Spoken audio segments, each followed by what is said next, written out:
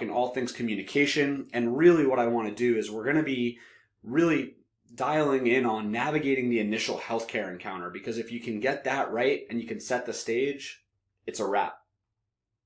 So hit pause really quick, and I want you to just give this a quick read through, but it's what we've had for last month's case study. So just give that a quick read. So I want you all to remember, as we're going through this presentation today, and just one of the motifs of Level Up is that education is the most powerful weapon which you can use to change the world. And that's really what we're after, or at least part of what we're after with Level Up, is helping all of you feel more confident and more comfortable with really embracing this role and really starting to leverage the educational narratives and what we can use to explain to patients in a really positive way.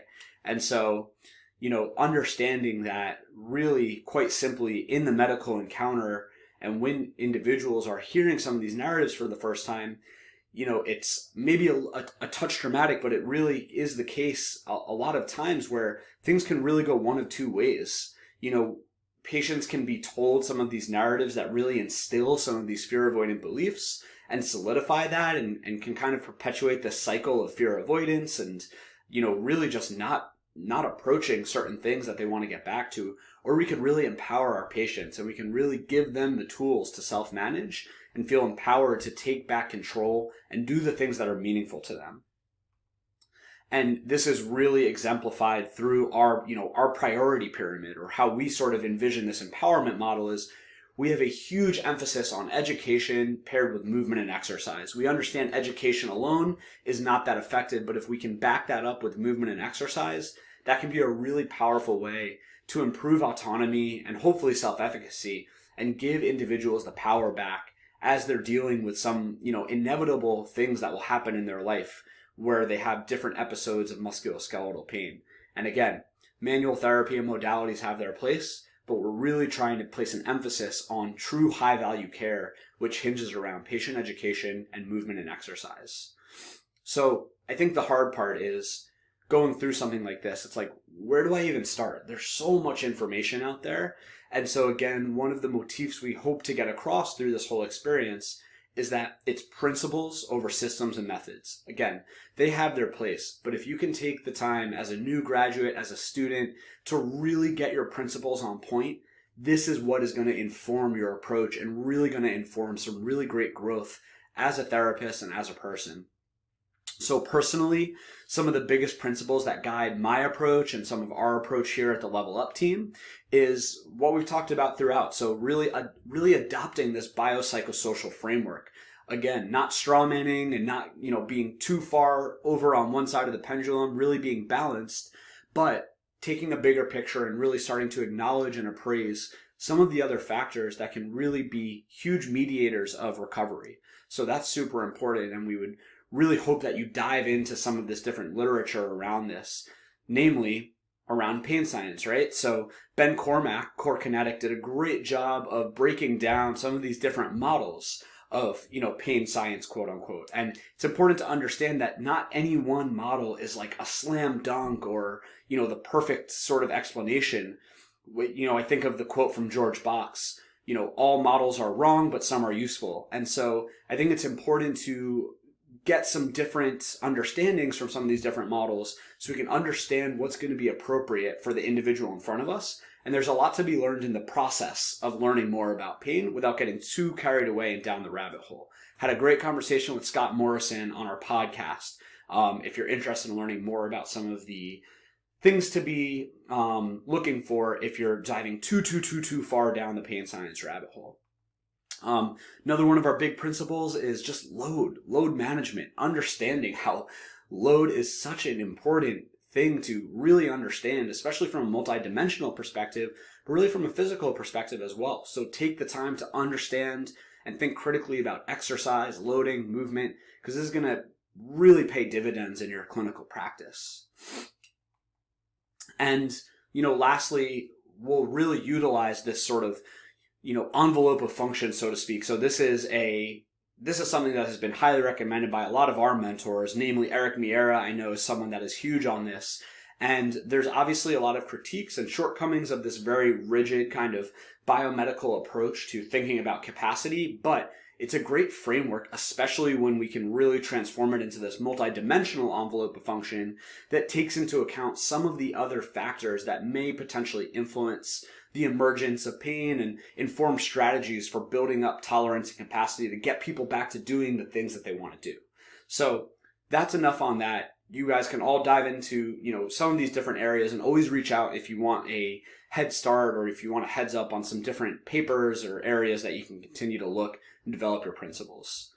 So what we're going to be doing today is we're really going to be going through and breaking down this case study from the subjective, the objective, and then the prognosis or plan of care. So it's going to be kind of conversational. It's going to be a little bit of just me walking you through what's going on in my head and how I might break down some of these different things, but lessons learned over the past 5 years, and I think some real gems in how to really improve your initial healthcare encounter skills and confidence. Because again, if you can embrace this role of really, being the guide and really embrace the importance of, if you can get this initial healthcare encounter right, you are setting yourself up for a really positive healthcare experience and really positive relationship building. So when we look back at this initial subjective, what are some of the things that really jump out? Things that are, it's insidious low back pain, so no real trauma mechanism, right?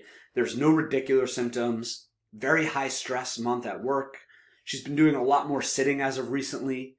She reports that bad backs run in her family, history of disc slipping out, believes that this low back pain is secondary to her poor posture, poor core strength, and degenerative disc disease. She's scared to move. She doesn't want her discs to slip out further or damage her degenerative disc disease.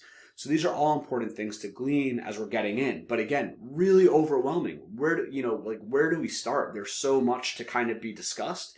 So having a framework to help guide this discussion, I think, is really important. So we're not getting so flustered in these situations. So step 1, think big picture and gather context. So what does that mean exactly? Understand the human in front of you.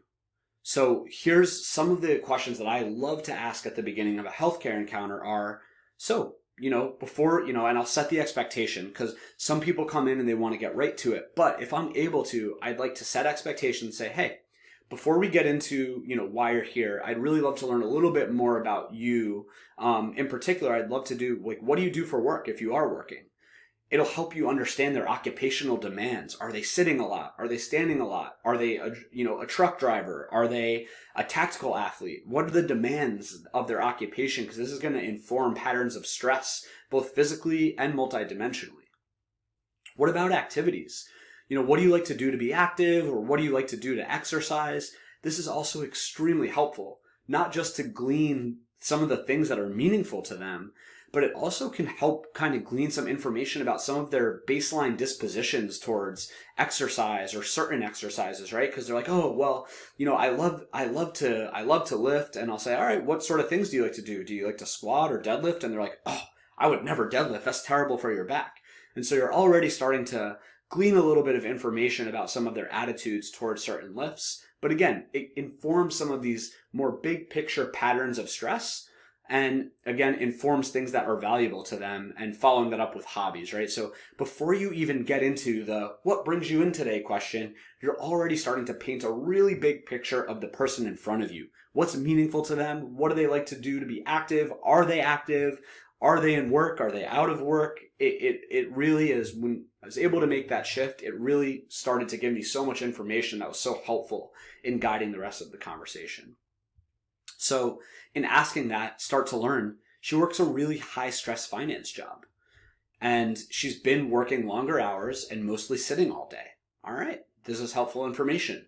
She likes to run, but she stopped running because she was told that it's bad wear and tear for her low back, and that she's worried it'll make things worse if she continues to exercise. So again, this is all critical information, and if you ask the right questions, you'll get all of this, and it'll help inform some of the other questions you might want to unpack. So what's going on in my mind? I'm understanding that she has some clear stressors at her job. And again, I'm not going to be over here pinning, you have this low back pain flare up because of, you're stressed at work. It could potentially be one thing. We understand the physiological consequences of peaks in sort of this like mental stress, if you will, but we need to be careful to not pin this on any one thing. We understand that there's been a recent spike in volume of her sitting. So again, we understand that if we're thinking about this sort of multi-dimensional envelope of function, there's sort of this spike in her acute workload, if so to speak, in some of her sitting volume. And we do understand some of the basic prognostic, or some of the prognostic factors about risk factors for emergence of low back and neck pain episodes around stress, like high peaks of stress, and also prolonged bouts of static postures. So these are just things that I'm thinking about in the back of my mind, but also not jumping to any assumptions. She enjoys exercise. So we understand that she likes exercise and it's meaningful to her, but she's demonstrating some fear avoidance. And this was also flagged in her OSPRO, which is an outcome measure to help identify some of these different psychosocial characteristics and risk factors. So because of this, we understand that she has not been very active on a weekly basis. Okay. So again, without getting too in the weeds and starting to go down the overdiagnosis rabbit hole, we're already getting an understanding of a lot of different things that, we think about the emergence of pain as a stew. And so there's not any one particular thing, but there's certainly a couple of big picture factors here that I would buy as a potential combination of things that could potentially lead to the emergence of a low back pain episode. So we want to gather context, right? So we want to utilize, broad open-ended questions at the beginning to really learn about their story so they can tell you things that are important to them.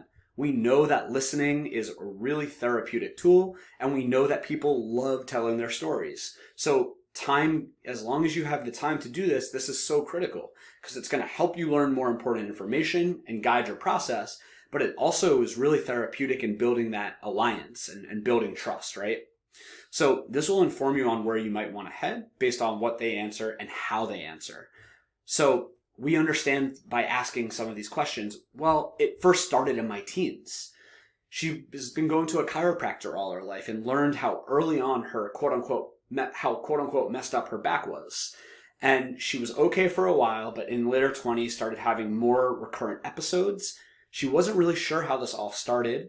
And, this most recent episode was flared up by going to pick something up and then her quote unquote back went out. And she's just frustrated. She wants to get this all sorted out. So what am I thinking about at this point? Well, I'm understanding that, again, this has been instilled at a very young age, this, extremely structural framework for spine pain. And again, taking lessons learned from my journey as a new grad still a new grad, but 5 years out, probably not a battle that I want to just jump right into on visit one. Again, there might be some conversations we have around this, but I'm going to have a little bit of patience here. So I'm understanding that there's no real trauma MOI from the initial onset, but understanding that she went to pick up a light object and had this episode. So from a trauma mechanism, I'm not overly concerned about, oh my God, she must have really done something picking up a piece of paper from the floor. But it's still helpful to understand that there was that one little thing that sort of flipped it off. And we'll talk about how we can spin that in when we're going through the plan of care and the prognosis. So there's no real mention of any other red flags or anything that I'm overly concerned about from things like night pain or bladder bowel changes or radicular symptoms. So nothing that's, progressive neurological symptoms, nothing that I'm like, oh man, I really need to dive in deep and make sure we're screening this out. And I'm understanding that she's motivated to try and find a more long-standing solution. So this is really helpful to know because I understand now that this might be an entry point to have a conversation around this notion of finding a more long-standing solution. So that's really important to pick up on because that's going to key in on some of the conversations that might come next in this encounter. So step 2, asking questions based off of context and not a checklist. So the asterisk is there because I understand as a new grad, it's really helpful to have sort of a checklist of questions that you want to get through. And so it's not knocking that, but as you start to get more comfortable with asking some of these more open-ended questions at the beginning, it's really going to help inform, you might have sort of a dashboard of questions that you want to ask, but you might be able to pick and choose when you want to ask them based on the context. And again, not just regurgitating a neat checklist. So one of the key things is now we really want to start to ask questions that clarify and questions that lead to change talk. And so questions that clarify are really helpful in two ways. One of them is that it helps us better understand and get our facts straight in terms of trying to interpret their story and interpret context. So that hermeneutics that we talked about last month. The other thing that it does is it helps show that we are actively listening. So it shows them like, I just want to make sure that I'm understanding correctly X, Y, and Z. And that's really, really powerful. And again, if we can ask questions that get them to sort of lead to change talk a little bit, we might be able to use that and spin that in a way to really motivate them to move forward. So something I might say is, sucks that you've been dealing with this for so long. What sort of things have you tried to do in the past to rehab this? So this is such a key question. So major key alert, understanding their past rehab history is really important because it helps talk about what things have they done specifically in the past that, kind of haven't worked, because then you can have a discussion about, okay, why maybe are some of these things not working and what can we do to move forward? And so ask that question, and she says, well, every time that I would have an episode, I would go to the chiro for an adjustment, but I'm frustrated because it keeps coming back. I tried PT once, but it was just heat, massage, and some clamshells. It didn't really help. They just told me I had to strengthen my core and my glute muscles. So again, I'm understanding her previous healthcare experiences, so I'm getting a feel for her expectations and also some of her frustrations with what hasn't worked in the past. And so when I hear things like this, starts to look over, and I'm having a little bit of a shit-eating grin on my face because I'm realizing that she's really only ever had passive approaches to rehab. I'm not going to qualify doing clamshells and bridges as an active approach. Again, better than nothing, and there's a time and place for things like that. So I'm not knocking that, but I'm going to go ahead and make an assumption that the narratives and the approach that surrounded that probably wasn't super on point and probably wasn't providing a lot of context in terms of what their real goals were. So when I hear that all their past approaches really rely on mostly passive types of things, I get really excited because I understand that that's going to be a great entry point into spinning and starting to kind of pitch the plan of care for a more active and autonomous approach. So in my mind, I'm thinking, okay, she's really only had passive treatments to address this situation. She's had a poor experience with PT, and I might be able to ask permission if she's open to exploring an alternative solution, which is more long-standing. And I'll be honest with you, I'll even share in my skepticism of a lot of our profession. And so when she tells me she's had a poor experience with PT, I'll be the first one to say, I totally get it. I myself am actually pretty skeptical of a lot of our profession, and I think it leaves a lot to be desired. And so what I'll do is I'll ask permission for alternative solutions. So I'll say, look, I really appreciate all of the insight so far. It's been really helpful, and it sounds like one option really hasn't been explored yet. Would it be okay if I told you more about it? And so hopefully this can open the door to have a discussion about a more active approach to managing her low back pain. And again, not just because we understand that it can be useful and effective, but more importantly, hoping to improve self-management strategies so she doesn't have to be so overly reliant on the healthcare system for episodes that may potentially happen in the future. And this might be a way I might, my shtick around this. It might be, so we get cases like this a lot. And one common theme is that most of the past attempts to help with low back pain are focused mostly around passive treatments such as adjustment or massage. Again, not that these things are inherently bad, and they can work in the short term, but we understand that in the long term, they might not be super effective in terms of reducing episodes and getting you back to doing what you do. So I view this as a positive because I think it gives us an opportunity to try a more active solution based around getting you moving, exercising, and doing some of the things that you want to be doing. And so I'm feeling good, we're able to pitch that. And then they're like, well, look, I tried exercise in the past and it didn't help. And more importantly, aren't I going to make my back pain worse if I do exercise? I have degenerative disc disease, and my doctor said that if I keep running, I'm literally going to keep making it worse. So that doesn't really make sense to me to try an exercise-based approach. And so now you're at the crossroads. Do you make it rain RCTs, or do you be patient and continue to kind of explore some of these beliefs? And so again, please learn from my mistakes and my lessons. I've been that person, year 2, year 3 out of school, that I was really aggressive with making it rain RCTs and facts and data about, why they shouldn't be concerned. And again, there's a time and place, but it's more about how you're bobbing and weaving and skillfully weaving some of that in at the appropriate time. And so I'm going with being patient, exploring beliefs, and picking and choosing where I'm going to start to have discussions around some of these beliefs. And so I think that this is a really good entry point into discussing imaging findings in asymptomatic populations, or a really good entry point in discussing some of the multifactorial risk factors associated with persistent low back pain, and how movement is one of these things that we have good evidence for in terms of improving symptoms. It's important to note, I've definitely shifted in, not necessarily going hard in like the PNE or pain neuroscience education, shoving that down patients' throats, or I've heard it been called pain splaining. Look, there's a time and place to have more of the pain talk, but again, it's bobbing and weaving and figuring out how can we potentially bring some of these things up, but more importantly, how are we going to have this discussion that's appropriate for the individual in front of us? And that's what's going to be fun about this month's live calls is we want you, in the case studies that you pick, to really be putting each other on the spot so that you can, figure out how to have these conversations, because it's all good and fun when we're talking in groups about what we would do or what we should say. But when you're on the spot and you're having to navigate these conversations, the drip sweat, it's real. So that's the goal for this month's calls, to get put on the spot with how you're going to be addressing some of these rigid belief systems and how you might go about navigating it with some of these different factors.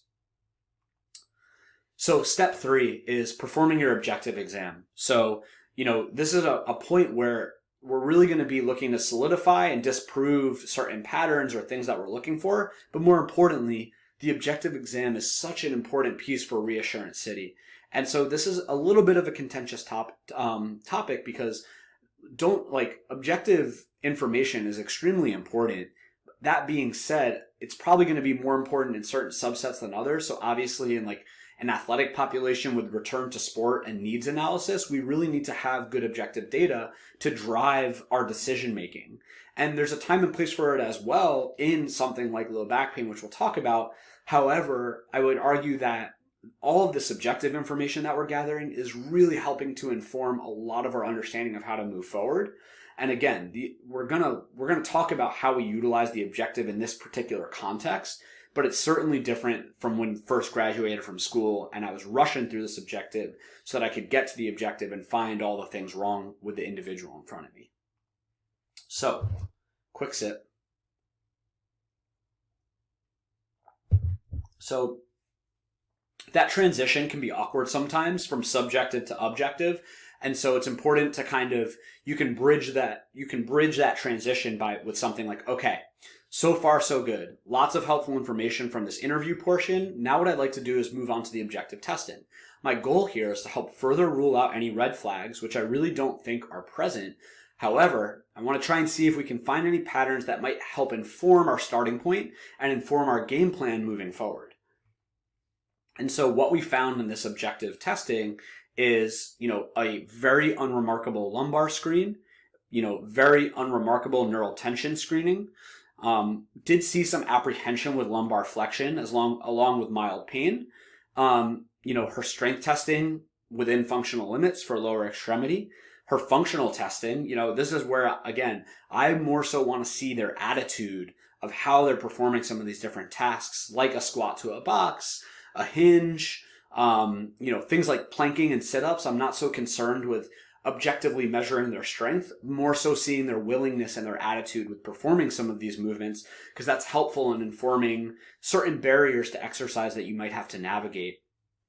And then what about special tests and palpation? So special tests are one of those contentious things, especially with more non-specific low back pain, things that have been persisting for years and years and years. Look, I've heard really good cases for example, Taylor Eckel and Dan Kang out of George Fox. They talk about how, you might be able to utilize the SIJ cluster to help kind of like spin reassurance for an individual, where if they're really concerned and they're coming in with really rigid beliefs, you might be able to kind of like meet them where they're at and use some of these clusters and show them, look, I was just putting a ton of pressure through your low back and it didn't really provoke anything. Let's go. You know what I mean? And palpation, again, it's one of those things where I will sometimes utilize it just to see if there's any specific tender points. But truth be told, it's really more, again, about collecting this general attitude of how are they if I'm touching around there? Are they super apprehensive? Are there specific areas that may or may not be super painful? And, utilizing more of a Maitland approach to not so much figuring, yes, L4 is hypomobile on L5, so we just need to mobilize this, stabilize that, we're good to go. And more about, okay, this is the area that might potentially be irritated. And if it's someone that's coming in with really firm beliefs about needing manual therapy done, that might potentially inform your approach. And that's a whole nother conversation for another day. So we're going to keep it moving. I wouldn't utilize manual therapy in this particular case, but we'll chat about that towards the end. One last thing with this. So not so much special tests, but with objective testing. So utilizing a dynamometer or crane scale for someone with low back pain, it can really be powerful to do something, again, like a mid-thigh pull, where you're getting a pound gauge on how much they can lift. And that can be really powerful because you might have someone that's like has kids and they're apprehensive about picking things up. And you're like, look, you just created about 90 pounds of force. So we can definitely go lift this 20-pound object. And so these are ways that you can utilize some of these objective tests to really help spin into a positive light. And so this is my face when we do our objective testing, we rule out the red flags, there's unremarkable findings with the lumbar screen, neural tension screening, and we know it's about to go down and there's about to be some empowerment going on. So really a really massive shift, again, without straw manning and, sliding the pendulum one way or the other. Really, I challenge you to try and use the objective as a way to spin positives and trying to focus on what's right with the patient in front of you instead of what's wrong. Again, when we graduate, we are, very much trained in this rabbit or duck analogy to see the rabbit. So I'm going to be finding, the seek and destroy of like, where are all the postural dysfunctions? Where are all of these flaws that I'm trained to see? And so an individual might come in with neck pain and leave with 5 different problems. Whereas if I'm able to really rule out a lot of the red flags, rule out anything scary, what are some of the things they have going on for them? What are some things that are, going well, and how can we spin that in a positive way? So again, sometimes you got to read the room. You can't always be a bubbly psycho because patients might not be about that. So in this context, the vibes were right. So more of my bubbly psycho was coming out where I genuinely get very enthusiastic and excited. And it might be something like this. Hell yeah. The objective testing has been super helpful. Not only were we able to rule out anything we need to be really concerned about, but look at all these different things you can do. You were able to squat. You were able to hinge over. You were able to create almost 100 pounds of force with our pull. This is all really helpful in informing us where to start. Give us a lot of confidence with this movement-based game plan. So let's head over to the whiteboard and we'll make some sense of this all and lay out the plan. Sound good? And yeah, might give them some in a pre-COVID land, might give a high five at that point or knucks. Again, gotta read the room because sometimes you need to dial down the sort of enthusiasm and meet patients with where they're at. So tying it all together now, prognosis and quote unquote selling your game plan. So I really don't love this word, but at the end of the day, that is literally what we're doing is we're having this shared decision making, but we're really trying to pitch our perspective, especially if an individual has really rigid kind of self-limiting beliefs. And so it's important for us to be compelling in our pitch and make sure that we're doing our best to really empower them. So one of the major keys to this is transparency. That's why it's such a value for what we're doing with Level Up, because if you're able to be transparent with your approach, it's really going to help build that trust. And it's really going to set up the stage for success. And I'll show you what I mean when we talk about this when we're breaking it down on the whiteboard. So when I'm talking about transparency, it's things like, what's the prognosis? Why do so many different things work? How can we keep things simple? And so really when we're getting into this, I'm trying to be transparent about like, how can I make the least assumptions possible and get this individual moving?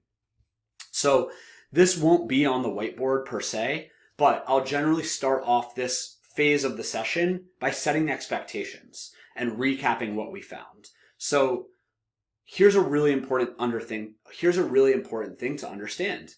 We understand that most episodes of low back pain tend to get better regardless of what we do. And that's been the case for you. You've had several episodes of low back pain over the course of the years, and it seems like they generally have a trend to get better. It's just that they keep coming back.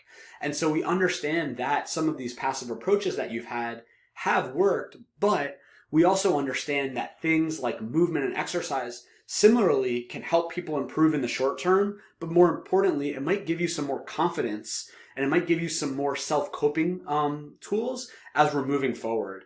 And really talking about, the goal being, not about we need to abolish pain in 4 weeks and never have it again, because that's not necessarily realistic. And on the other side of that, we don't necessarily need to be saying that they're doomed for a life of pain. It's just in saying that, look, we understand that one of the biggest prognostic factors or one of the biggest predictors of future episodes of low back pain are previous history of low back pain. So I don't think it would be ethical to say, well, you're never going to have back pain again. But more importantly, how can we educate them about some of the basics around low back pain? So shout out to OG Level Up mentor Derek Miles for instilling a lot of these things, but things like natural history. Understanding that low back pain has a good natural history. Things tend to get better. Things like regression to the mean and other sort of psychosocial mediators of recovery. And again, asterisks there because may or may not be getting into the weeds with some of these conversations. And, as I've been practicing more, I try to do less. And so that's sort of context dependent, right? But it's really setting the stage for all of these wonderful prognostic factors around low back pain and really talking about it doesn't have to be so complicated. It's really about just moving. So evidence supports active strategies that you can tolerate for best treatment. So we're going to talk about how we know exercise has good evidence for moving forward. And again, hopefully around this notion of, it's not a overnight sort of thing where I'm going to do this one thing and you're going to get better, but really a process. And there will most likely be ebbs and flows. And if we can set that expectation, it is key because look, it's inevitable. You're going to have days where you're working with clients and they're going to be like, I had a flare up or I had a setback. And if you don't address that at visit 1, you're going to make your life way harder. But if you set that expectation, that is a normal part of the recovery process. They might have that little flare up and appraise the situation totally differently and not lose their trust in you as the guide. So if you can set that from the beginning, that is a huge gem for you to, hopefully implement in your initial healthcare encounter. So really educating on the process, but also again, I'll set the expectation that, one of the benefits of this approach is that I really hope to teach you how to better manage these things moving forward if you do have a recurring episode of low back pain. And I'm with you. If you don't ever have one, that would be awesome. That's a great goal, but it could potentially happen. And I want to make sure that you understand how to manage this best independently. So this is more of the formal whiteboard session or things that I might write down. So I don't necessarily go with the three exercises on HEP to go in the printout, but more so I want to make sure they understand an overarching plan to really help move them forward. Because again, we talk about the 99 and 1 rule. If they're coming in for PT, that's at most, 1% of their week. So what are they doing for the other 99%? We need to make sure that we're educating appropriately so that they can set the environment up as best as possible to succeed. And so we understand that, posture is one of these topics where it's not inherently like I'm super rigid about this perfect posture, but more so static, prolonged postures we understand to be potentially irritants for especially things like spine pain. And so if we can, without creating stress around it, say, hey, look, if you're able to break up bouts of sitting throughout the day, that would definitely be something that might be helpful here. Give other options for picking up objects without demonizing flexion. So again, this something I've grown from is we don't want to just say, okay, from now on, just hip hinge for everything. We might we want to give variability. So you might give them a lunge strategy or a hinge strategy. And again, not demonizing flexion, but putting it in this bigger context and informing them about it's something we want to get back to. But in the short term, if it's something that's sensitizing, we might want to just take it out just for now. And lastly, one of the easiest things that I generally try to give to most of my patients is just try to walk. If you're able to walk on a daily basis, this is a really helpful strategy. We understand that basic walking has good evidence to support its efficacy in low back pain episodes. And I think there's just a lot of other multifactorial benefits and psychological benefits to just getting out and showing your body that you can start to build a little bit more of this consistent activity levels. So then we'll talk about our entry point to movement. So for me, especially in these persistent low back pain cases, my bias is that I am generally coming at it from this approach of this sort of perceptive models or violation of expectation. So this individual associates lumbar flexion with bad, or this creates my pain. So how can we take that movement and regress it to a point and change the context of it that they're able to build confidence with it? And that's where something like a cat-cow or a rock back, it's so simple, but it's getting them moving. It's getting them flexing their back in a way that they're able to say, oh, damn, okay, like this isn't bothering me. So when we look at and break down Bandora's models of self-efficacy, we understand that mastery experience is a big, important piece of this. And so, we can't just throw education at individuals without action. And so we could pain-splain till the cows come home or talk about prognosis and all this good stuff, but let's show them this with movement. That is the best pain science education that you can give someone because it's implicit learning. And so that's how I'll utilize some of these different strategies. And so it's a super basic program, right? My goal, especially with these cases, especially knowing what they haven't tried, how can I make the least assumptions as possible and set this individual up for a successful plan of care? I understand that a lot of things work. It doesn't need to be fancy. We just need to get moving and we need to be consistent. And so that's what the entry point might look like for me, is things like cat-cows, rock backs, some flossing, and again, not from like we need to get the nerve moving so much, but just promoting general movement through the lower extremity. Things like hinge and squatting, getting them confident and comfortable with that so we can utilize that in our game plan and plan of care. And then things like trunk isometrics, and again, not with an emphasis on stability, but more so, how can we start getting them confident in using their back? And, I'll generally give at least one corny quote on the whiteboard. And in this context, it's think of pain as sensitivity rather than damage. So that's pretty much the extent of my pain science talk, is really just helping them understand, pain is a bit more complex than just this one-to-one linear relationship. And I'd love for you to start to think about it as it's a message that's important, but think about it as sensitivity rather than damage. And this is such an important principle to help educate our patients about, because it helps how they appraise pain. And so if we're doing movement and we don't educate them about the fact that it's very normal and actually a beneficial thing to have mild up to moderate symptoms, they might freak out and they might be like, well, that's bad, never doing that again. But if we educate them that mild to moderate symptoms are actually very much okay as long as they're comfortable with it, and it's sort of dissipating over, the next day or so, then we understand that we're in the sweet spot of loading. One of my favorite analogies that I'll utilize is, and I think I might have got it from Jared Hall, but it's like talking about sun and sunburn, where like if an individual, I'm like, look, if you go out and you get a sunburn, you don't just say, oh, well, sun's bad for me, guess I'm never going to do that again. No, you would either put on some sunscreen or grade back the exposure that you had to the sun. And the same exact approach is true for exercise and dosing movement. No matter what happens, it's information to inform our plan. And so when you can frame it as that really sets you up for success, because if flare-ups do happen, they're going to be in a much better mental space to really embrace that and keep moving forward.